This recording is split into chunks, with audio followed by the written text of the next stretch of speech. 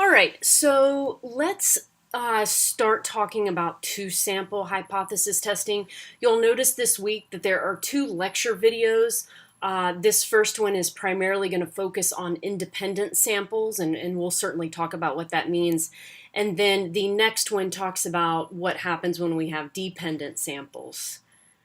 All right, so let's go over the basic assumptions. So these are the assumptions that have to be met across the two samples before we can even run a two-sample hypothesis test.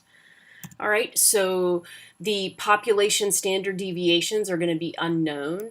So hopefully you're to the point in the course that when you hear that population standard deviations unknown, you're already thinking about a t-test. All right, the samples are going to be random. All right, so whether they're independent or dependent, the samples are random. And then the populations are normal. All right, so in other words, the two samples will come from either one or two populations that are normal, and we'll talk about when they come from one population versus two populations. All right, note that this week we'll be testing the difference between means only. So last week with one sample hypothesis testing, we also tested the difference between proportions, but we will not be doing that this week. Everything we do this week will involve mu or testing the difference between population means. All right, so there are three types of hypothesis tests. All right, embedded within two-sample hypothesis testing. Make sure you know the three different types, all right, or I guess I should say maybe the three scenarios that can pop up. First, we can have independent samples, all right, which again, I'll define for you here in just a minute. And then within the word problem, I will say assume equal population variances, or I could say assume equal population standard deviations.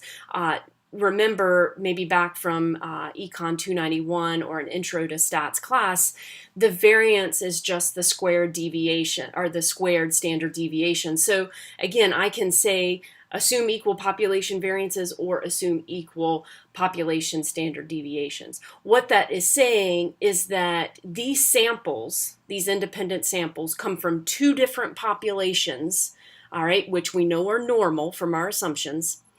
And these two populations have the same spread or distribution of data, okay?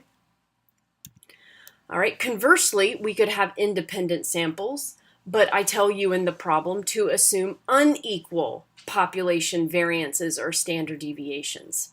All right, and again, once we get over to Minitab, we'll see that this is basically a checkbox that we're either going to check that they're equal or leave it unchecked because they're unequal. And again, this is given to you in the problem. All right, and then lastly, we could have paired or dependent samples. All right, and we'll talk about in the next lecture video what that looks like and what that means when we have these paired or dependent samples. All right, so briefly, let's define or talk about the difference between independent samples and dependent samples. Independent means that a sample selected from one population is not related to a sample selected from a second population. All right, so what the heck does that mean? Let's talk about some examples of what that would look like. That could be that I give you males and females. All right, or I could give you freshman data and sophomore data. Well, freshmen come from a freshman population, the sophomore sample comes from a sophomore population. Similarly, with cars, we could have coupes and SUVs. All right, so these would again be independent samples from two different populations. All right, conversely, we could have dependent samples. All right, and what dependent means is that each member of one sample corresponds to a member of another sample. And again, the next lecture video will really explain what that looks like. You will come to recognize it oftentimes as a before and after scenario, but again, I'll talk much more about that in the next video. All right, so writing the hypotheses for independent samples.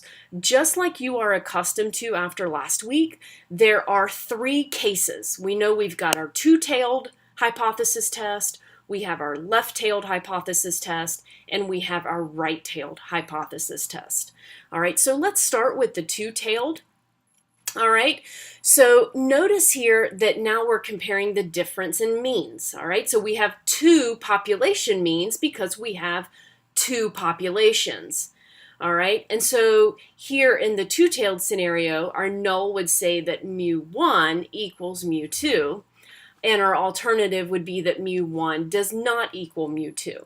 Now, kind of a word of advice here. I'm using ones and twos right now as subscripts because we don't have a problem, right? We just, mu number one and a mu number two. But when we get to a problem, we don't want to use ones and twos, right? You want me, the reader of your work, to know what the one and the two represents. So if we do have a problem with a male sample and a female sample, we would want mu maybe sub m equals mu sub f for females. All right, so again, though you're not going to use ones and twos when we finally get to working problems. All right, so this tends to be how I teach writing a two-tailed hypothesis test.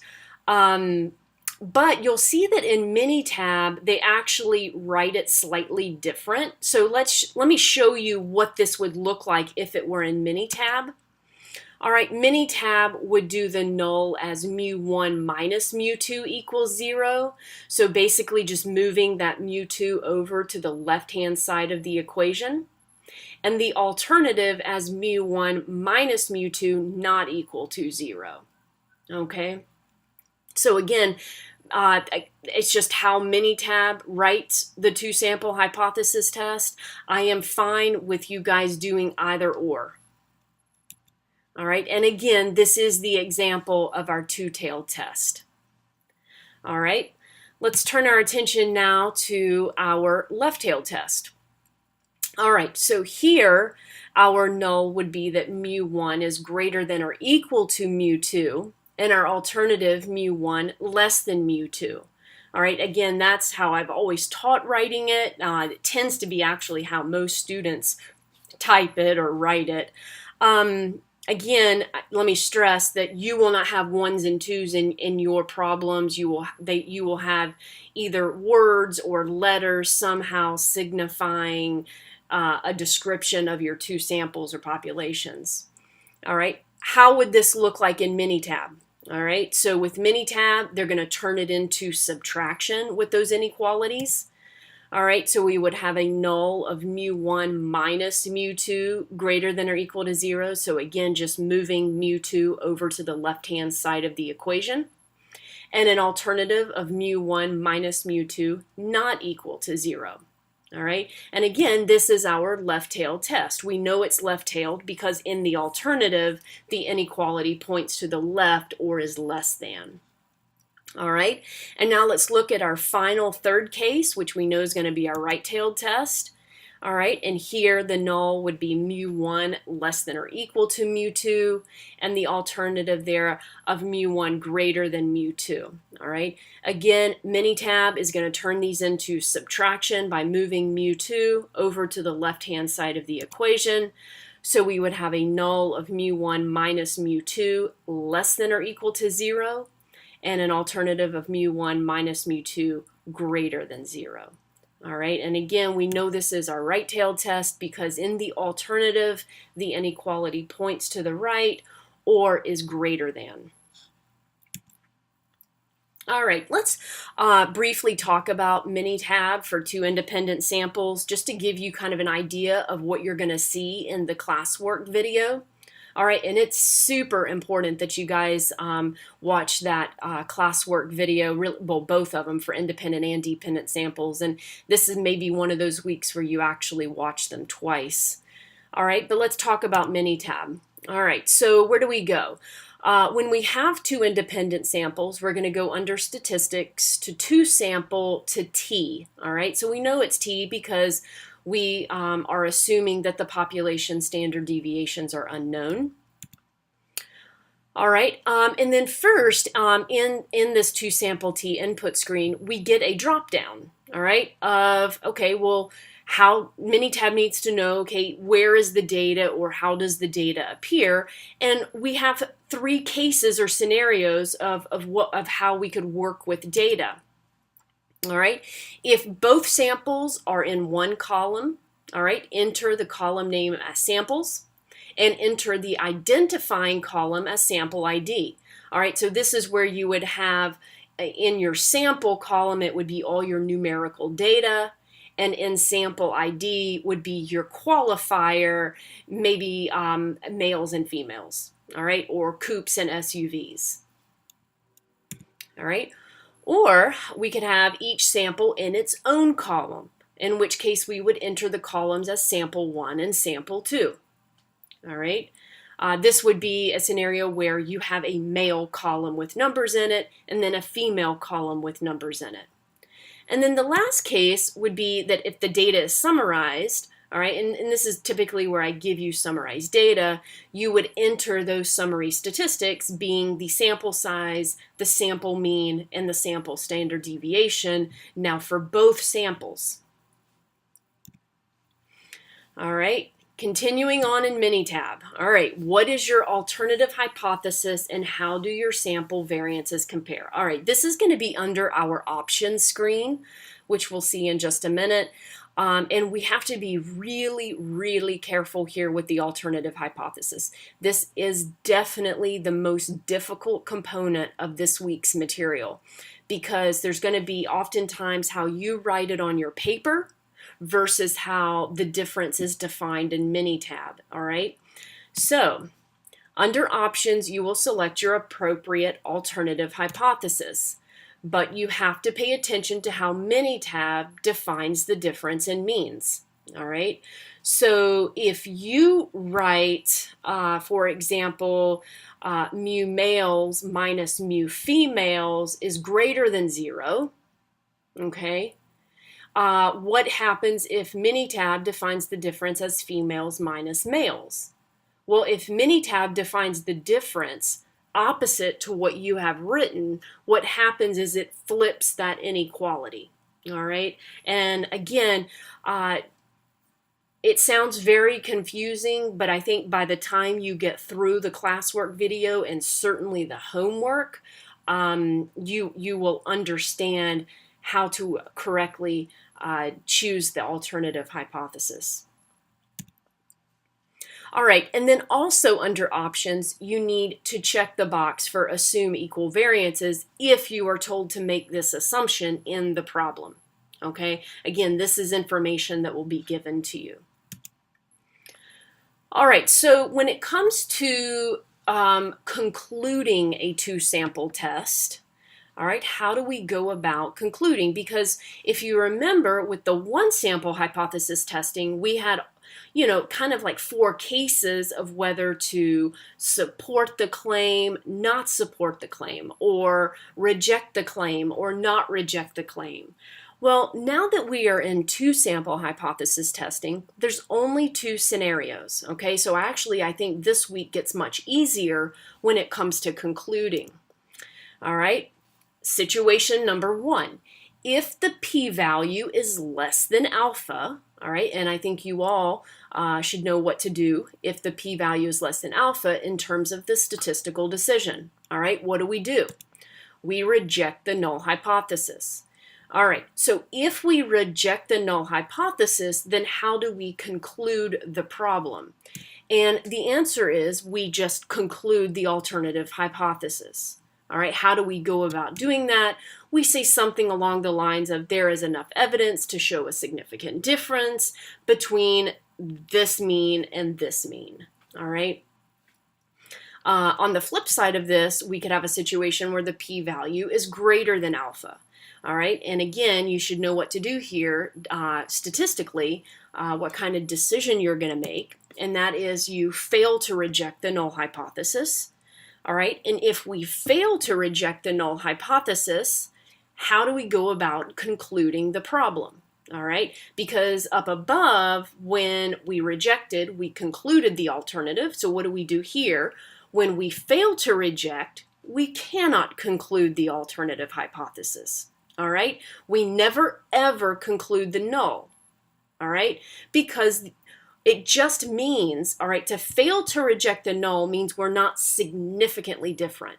All right, our difference is not way out in the tails. It still could be slightly different, all right, just within that acceptable region. So we don't want to conclude the null. A perfect example here is that a jury can come back as not guilty, but that does not prove the defendant is innocent, right? So not guilty and innocent are two different things. So again, we simply just want to say we cannot conclude the alternative. All right, so how do we do that? We would say something along the lines of there is not enough evidence to show a significant difference. So in other words, quite simply, we just not the sentence of from above where we rejected the null. Okay, so notice that they're identical, except in the fail to reject scenario, we have to add the word not, that we are not concluding this difference. All right, so let's go through a simple example before we get over to the classwork, and hopefully you have the Minitab file open that's attached to this PowerPoint, and what you see is a column for total miles and then a column for type, it's really type of engine or type of bus, and what we have here is the total miles driven for both diesel and gasoline buses. All right, and at the 0.05 level of significance, the question is, do diesel buses drive significantly less mileage than gasoline buses on average? Assume the population standard deviations are equal. All right, so we want to write the null and alternative hypotheses first. All right, so we want to test if the mean for diesel is less than the mean for gasoline. All right, that is a strict inequality, so that's going to be our alternative. All right, so again, our alternative is going to read mu d less than mu g, which means our null, all right, is the opposite of that. So we're going to be testing mu d greater than or equal to mu g. And then I gave you also what this looks like in Minitab format in terms of a subtraction, all right, where I've just moved mu g over to the left-hand side of the inequality. All right, so we've got our hypotheses. All right, so in the Minitab file attached, we have the total miles driven. All right, and we want to now find the p-value for this two-sample t-test for independent samples. All right, so let me X out of here briefly and go over to the Minitab file. All right, and we want to run a two-sample t-test. All right, and we have all of our quantitative data in one column and the qualitative type in our second column. So we put in total miles as the sample and type as the sample ID. All right, we go under options and we need to specify our alternative. And this is where I said you've got to pay attention to how Minitab defines the difference.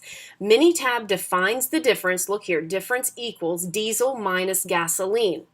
All right, that is what, let's go back to our previous screen. That is what we have in this problem. We have written it in terms of mu diesel minus mu gasoline. So in this situation, we are going to choose the inequality that we have already written. So we are going to choose the less than zero difference. All right, and we are told in the problem, last sentence here, assume the population standard deviations are equal, and so we want to check assume equal variances. All right, and simply say okay at that point, and we can scroll down here to our test result. All right, and notice here in the null hypothesis that Minitab just includes the equal sign because technically we go in assuming an equality, but it is synonymous to what you are writing when you write greater than or equal to. All right, but we get our p-value here of 0.4122, so let's go back, all right, to our slide. What is the p-value? The p-value is 0.4122. All right, so what does this mean in terms of a statistical decision? All right, so since the p-value 0.4122 is greater than 0.05, we fail to reject the null hypothesis. All right, so what is our conclusion going to be for failing to reject? All right, and what our conclusion is going to be is that we cannot conclude the alternative. All right, so what does that mean? To not conclude the alternative, we would say there is not enough evidence to conclude that diesel buses drive significantly less than gasoline buses on average. All right, and we'll do a bunch more of these in the classwork, and hopefully by that point you'll be ready for the homework.